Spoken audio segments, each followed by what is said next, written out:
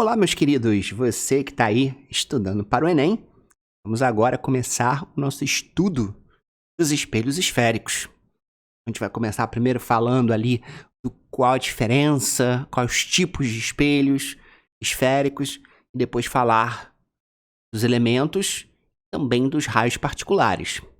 Então vem comigo. Vamos começar então falando de espelhos esféricos, primeiro vendo os dois tipos de espelho que a gente tem, tá? Então aqui você vê que eu tenho uma superfície curvada, ok? Vai representar o espelho esférico, diferente do espelho plano que a gente já estudou, uma superfície plana, óbvio. E você vê que o raio de luz ele está refletindo na parte interna dessa coisinha que a gente costuma chamar de calota.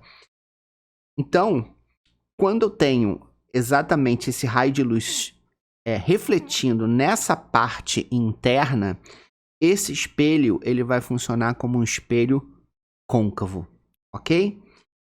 Agora, o contrário também pode acontecer. Eu posso ter aqui a calota e jogar o meu raio de luz na parte externa. Então, se essa parte externa estiver polida e for a parte refletora, esse espelho vai se comportar como espelho convexo. Portanto, a gente tem dois tipos de espelho, côncavo e convexo, e cada um vai formar tipos de imagens diferentes. A gente pode ver isso de uma forma muito simples na nossa casa. A gente pega uma colher, e aí você vê que essa parte aqui é a parte interna da colher, onde a gente coloca a comida, a sopa, seja lá o que for. Então essa aqui é a parte interna refletora, essa parte aqui está funcionando como um espelho côncavo. Agora, se você virar a colher ao contrário, essa parte externa, você não coloca comida, espero, né? Porque você não vai cair. Essa parte funciona, essa é a parte externa refletora, esse pedaço aqui vai funcionar como um espelho convexo. Então tá aí a diferença entre os dois. Agora, algo muito importante que a gente vai ver nos exercícios, no vocabulário, são os elementos. Então aqui eu tenho a representação do meu espelho, ok? Aqui eu tenho esse eixo que eu chamo de eixo principal, tá? Esse ponto que corta o eixo principal e o espelho é chamado de vértice do espelho. Este ponto aqui, que a gente chama de C maiúsculo, é o centro de curvatura. Este ponto aqui está no ponto médio, é o ponto médio entre o C e o V, é chamado de foco. Esse cara aqui é muito importante. A distância entre o ponto centro de curvatura e o vértice do espelho é chamado de raio de curvatura. Então, centro é o ponto, raio é a distância do centro até o vértice.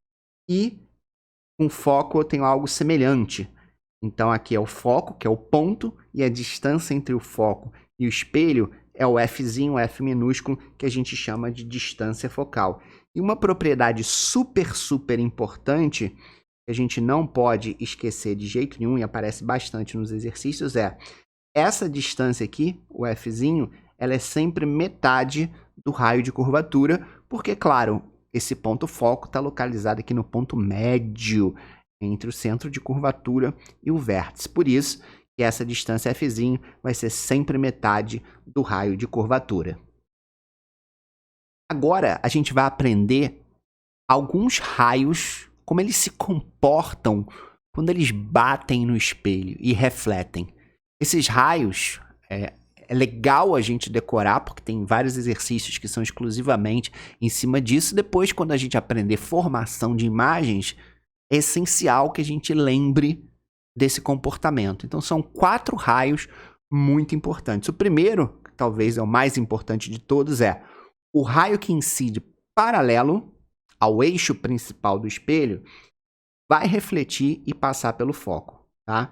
Então, deixa eu passar aqui, a gente poder ver. Ó, que bonito. Então tá aqui o espelho côncavo, né? Aqui, ó, o foco e o centro de curvatura estão na frente do espelho, tá? Aqui, ó, é a parte refletora, tá? Aqui, ó, a parte refletora. Então o foco e o centro ficam na frente do espelho côncavo, ok? Porque no espelho convexo é dentro do espelho, como a gente vai ver.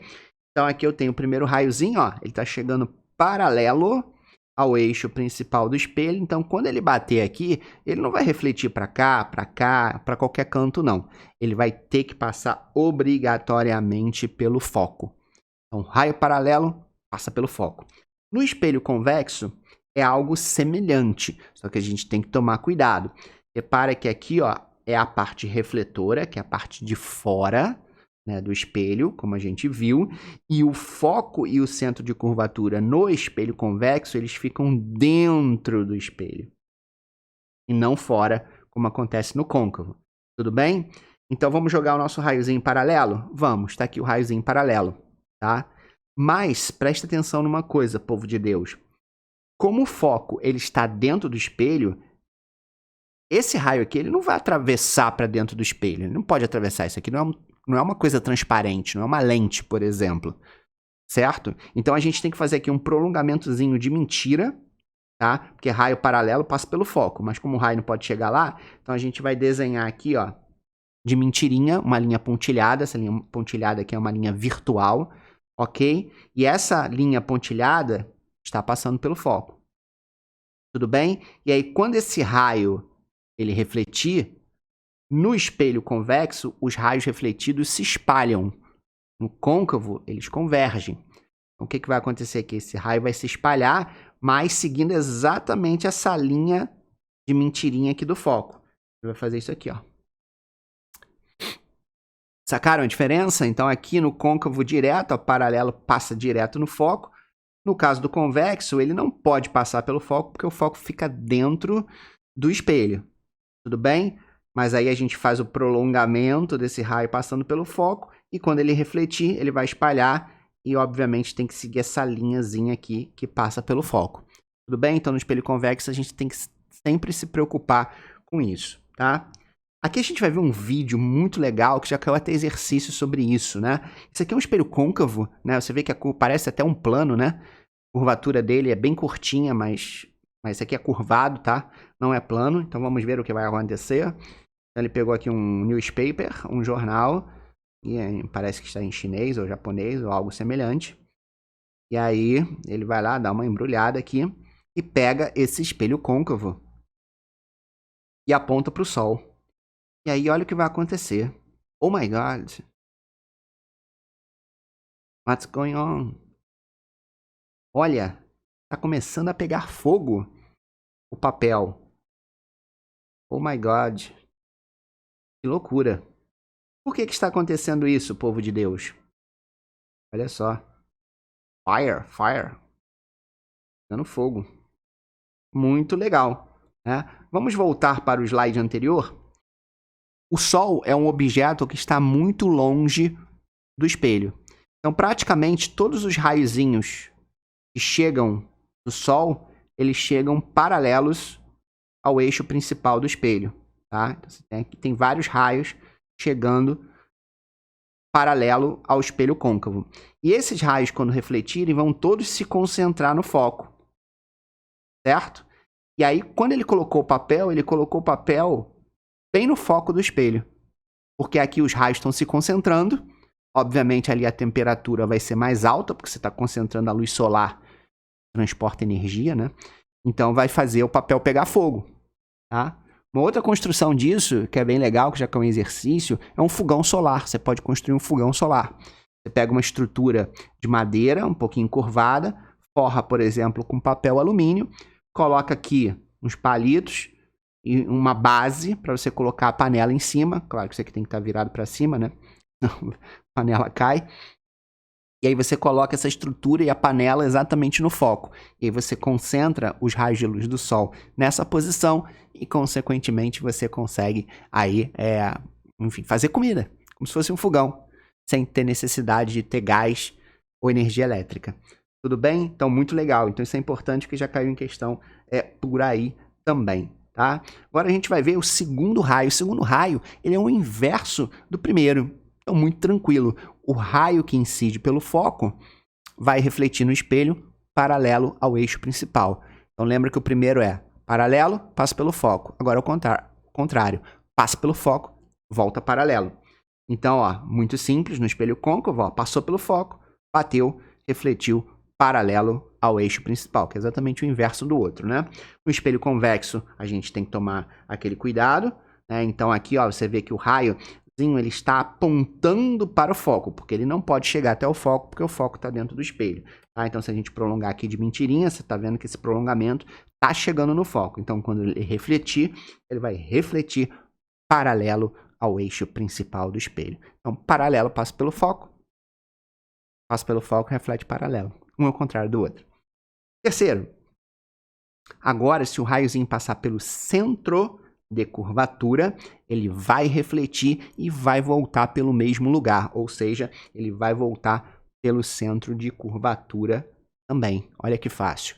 Tudo bem? No espelho convexo é algo semelhante, mas aí lembrando, né? Ó, o raiozinho está apontando aqui, então se o prolongamento dele passar pelo centro de curvatura, então o raio vai voltar pelo mesmo lugar.